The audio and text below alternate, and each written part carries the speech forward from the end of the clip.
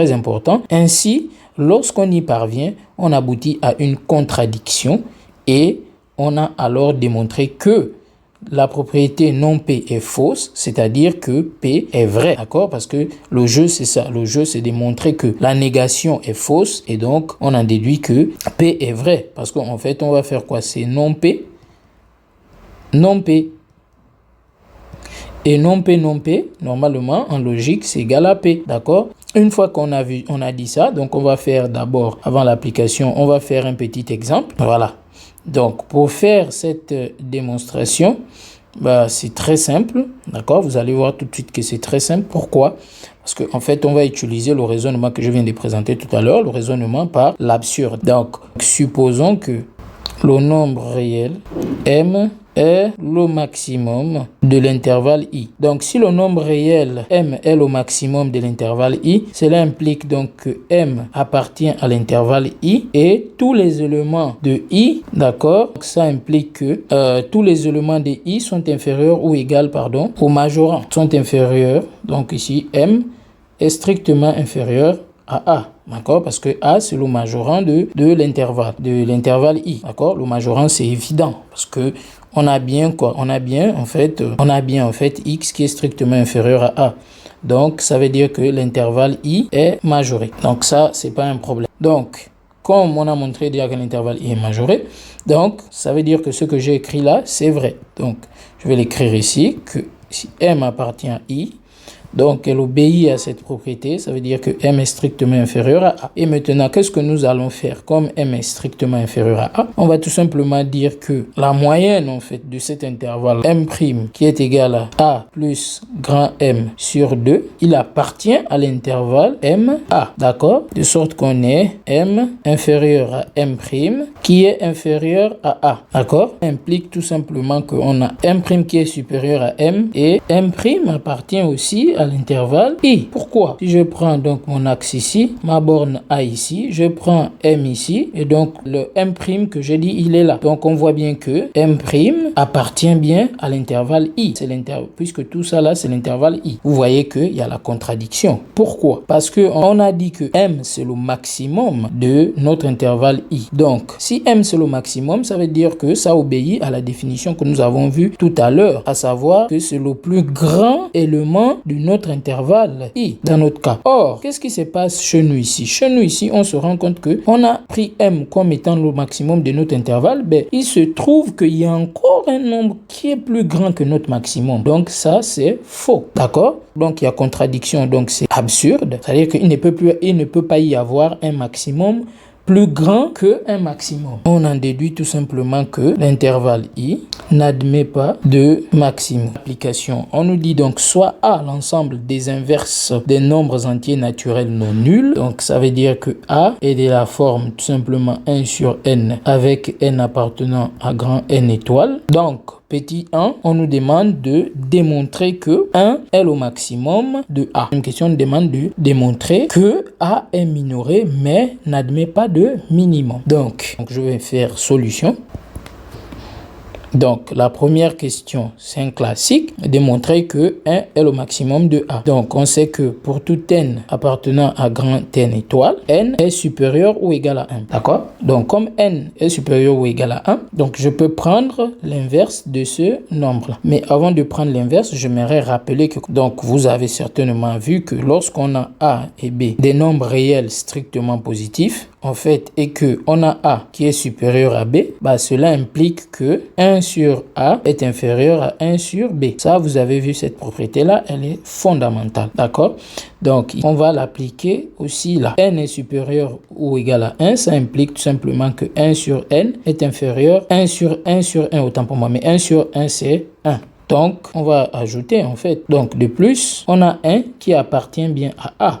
Parce que c'est très important. Lorsqu'on parle de maximum, n'oubliez pas que le maximum, en fait, M doit toujours appartenir à l'ensemble A. Donc ici, c'est la même chose que je fais ici. Donc ici, on voit bien que 1 appartient à A. Pourquoi? Parce qu'en fait, A, c'est l'ensemble 1 sur 1, 1 sur 2, 1 sur 3, etc. jusqu'à 1 sur N. Et on voit bien que 1 est contenu dans l'ensemble A. Et on a 1 sur N qui est inférieur ou égal à 1. Donc, ça veut dire que 1 est le maximum minimum de A. Par la suite, on nous demande maintenant de démontrer que A est minoré, mais n'admet pas de minimum. Donc, question 2, on va faire quoi? On va faire un raisonnement par l'absurde. On va supposer qu'on ait un réel M qui soit au minimum de A. Donc, ça veut dire quoi? Ça veut dire tout simplement que M s'écrit sous la forme, ou du moins, on va plutôt dire que ça veut dire qu'il existe un entier naturel non nul K, tel que M soit égal à 1 sur K.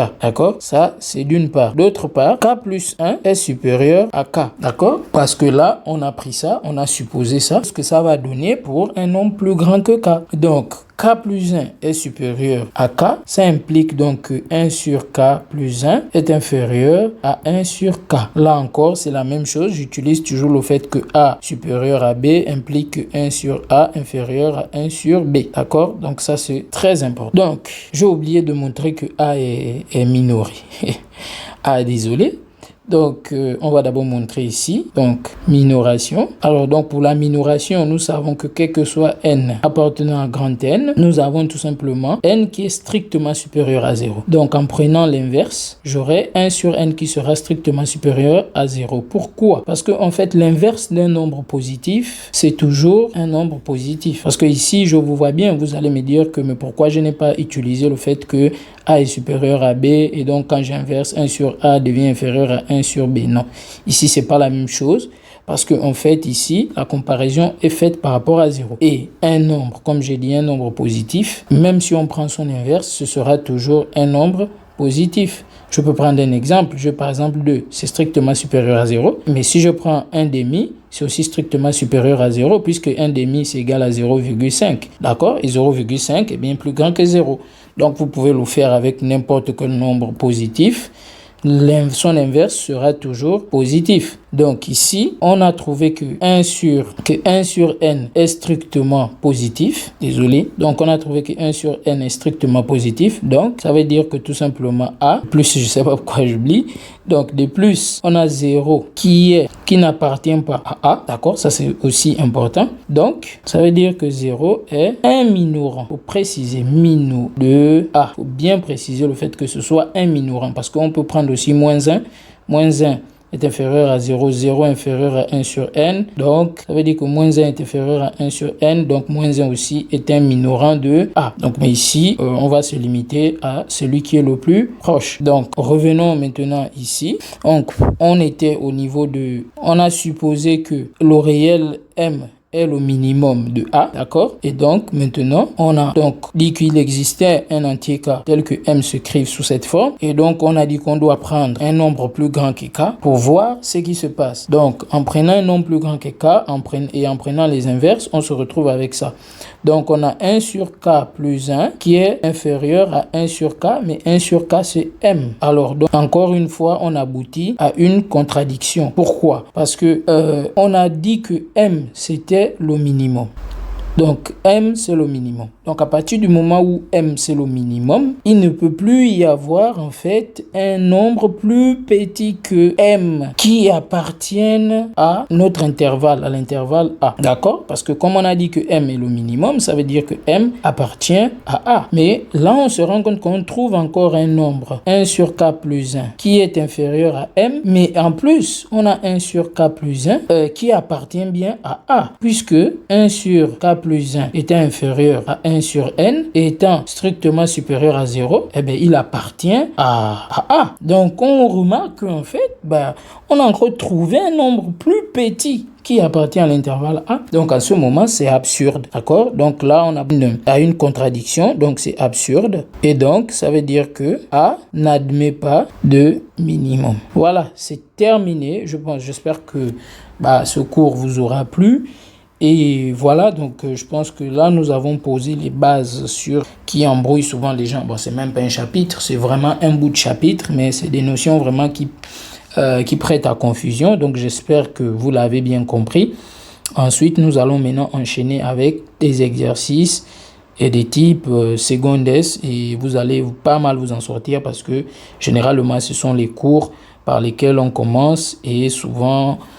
les élèves ont un peu du mal à démarrer. Donc, si ça peut aider certains parmi vous, Bravo. Et donc, n'oubliez pas de me lâcher un pouce, de partager et de vous abonner aussi, bien évidemment. Et donc, pour moi, je vous dis à la prochaine.